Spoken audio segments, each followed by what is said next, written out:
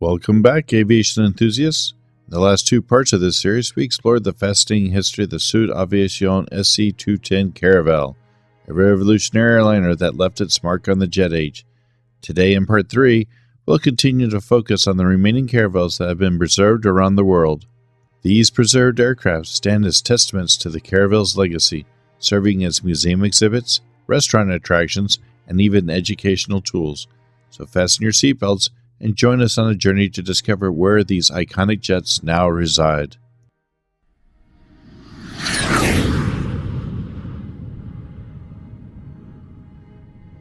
The jet age took flight in a roar with the arrival of the Sud Aviation Se-210 Caravelle.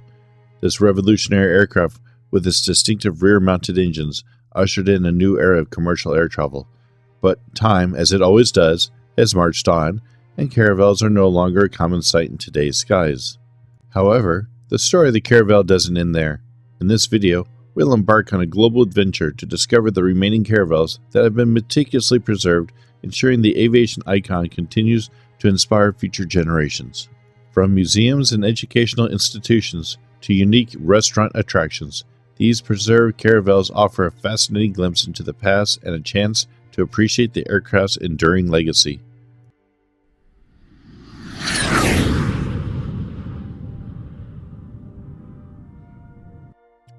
The first Caravelle in this video is one of two aircraft that are used as decorative pieces at a water park in the nation of Mexico. This particular aircraft started life in Spain with Iberia Airlines starting in 1967. By the early 1970s, the aircraft had transferred over to Aviaco, a regional subsidiary of Iberia, flying to mostly secondary routes within Spain.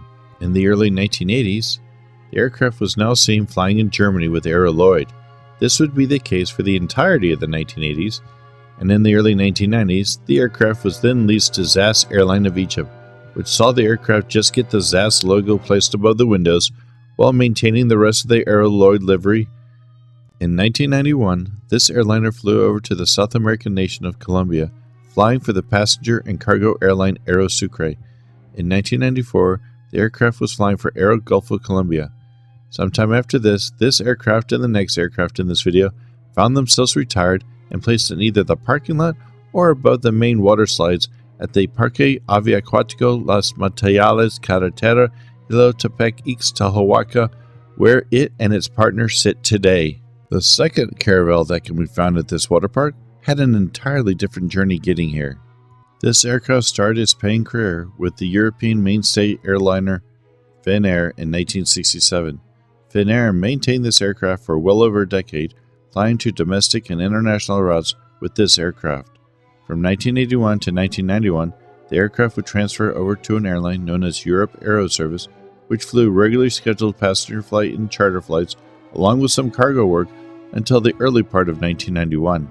This aircraft would soon, however, find itself in South America in 1993, flying for LAS Líneas Aéreas Suramericanas. By 1995, the aircraft was flying for a company known as SEC Colombia when, during a flight to Mexico, it was impounded by the federal Mexican authorities for drug trafficking. After this, it served briefly with the Mexican Air Force before finding itself, along with our previous aircraft, being a decoration at the aforementioned water park. As you have seen on many of my museum-based videos, many airlines that I have covered have ended up where this aircraft was retired, at the Pima Air and Space Museum. This aircraft was delivered to the United Airlines in 1961 and became one of the 20 Caravelles that served primarily as business flights between major cities for United Airlines. This aircraft served this purpose safely for a decade until 1971, when this aircraft's use took a drastic left turn. Instead of carrying passengers or cargo, it would be utilized by the Brazilian company known as LASA as a resource-finding aircraft. It would be able to do this with a ground-penetrating radar placed on the bottom of the aircraft. 2 years later, and the aircraft would return to the United States. However, its purpose would not change. It would be operated by a conglomeration of Western Geophysical, Goodyear Aerospace, and the Litton Corporation. The aircraft would continue flying for this reason until 1990, when it was donated and retired to the Pima Air and Space Museum in Tucson, Arizona. This North American-based Caravelle has had a varied career, even in retirement, which has now found itself at the Port Columbus International Airport in central Ohio. Before that, however, let's go back to this aircraft's beginning. It was initially used in United Airlines colors as a demonstration aircraft for Sud Aviation in the 1961 Paris Air Show. By 1963, the aircraft was working for the Cruzeiro do Sul airline in Brazil. The aircraft stayed in Brazil until 1975, and between that year and 1979, the aircraft received a cargo conversion and began work in 1979 with Midwest Air Charter, and by the next year was carrying cargo for Airborne Express. The aircraft was retired from paying service in 1985. Soon after retirement, the aircraft was placed on display at the Ohio History of Flight Museum at the Port Columbus International Airport in Columbus, Ohio. Unfortunately, that museum was closed down in 2000, and the Ohio Historical Society worked to find the entire collection new museum homes. However, it was not to be for this aircraft. It is now being used as a firefighting trainer at the Port Columbus International Airport. The award for most interesting use of a complete Caravelle hull must go to this aircraft, located in Otavalo, Ecuador.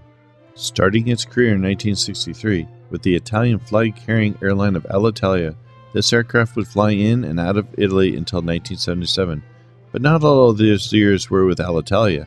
In 1968, the aircraft was transferred to a subsidiary airline of Alitalia called Società Aerea Mediterranea, which flew smaller routes for the main airline until 1977 mentioned earlier. At this point, it was flown across the Atlantic Ocean to fly for the Ecuadorian airliner Sociedad Ecuatoriana de Transportes Aérea. It wasn't until 1986 that this aircraft was retired after 23 years of service. Eventually, the aircraft would become a bar at the Hacienda Pastavi with its own unique Pastavi Airlines livery outside of Otavalo, Ecuador. Our first visit to the continent of Africa takes place just off the grounds of the Entebbe Airport in the Beachside Club of Uganda. Another example of a Caravelle starting with Alitalia, with delivery taking place at that airline in 1961. Unlike other Alitalia-operated Caravelles, this one never flew for the subsidiary airline. However, this aircraft would end its career in Italy in 1978 with its conversion to a cargo freighter occurring in 1980. It was at this time that the cargo freight company, Afro Cargo, would own and operate the aircraft until it was retired in 1985 at the Entebbe, Uganda airport.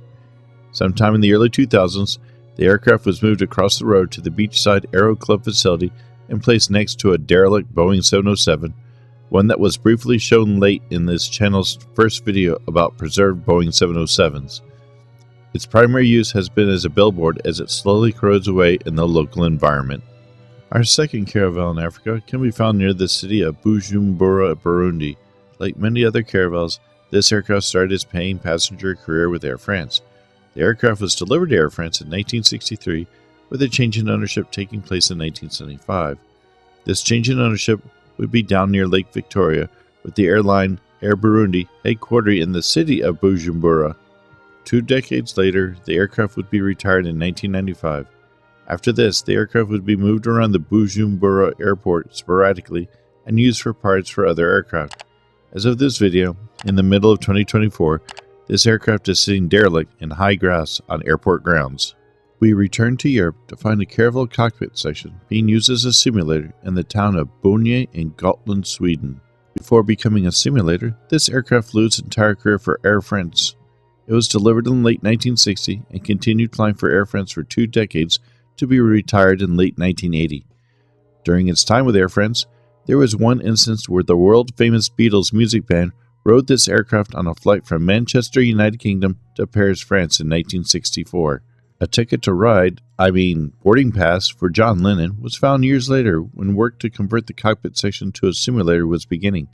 After retirement, the aircraft was stored in the elements for several years when its front section was selected to be converted into a simulator.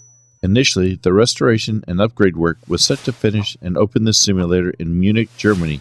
However, plans changed and the simulator is approaching being finished on the Swedish island of Gotland near the town of Bonje. We find our next preserved Caravelle in the western portion of Brittany, France. Life for this Caravelle began in 1972 with the Danish low-cost airliner Sterling Airways. With this aircraft's first flight and delivery only 4 days apart, this aircraft served Sterling for longer than most, with it being finally transferred to the French airliner Air Inter in 1990. but this service with Air Inter was short-lived, as it would be retired to the Bretagne-Rennais Airport in 1991. This aircraft currently sits on the tarmac with its Air Inter livery at the same airport, awaiting space in a museum to open up.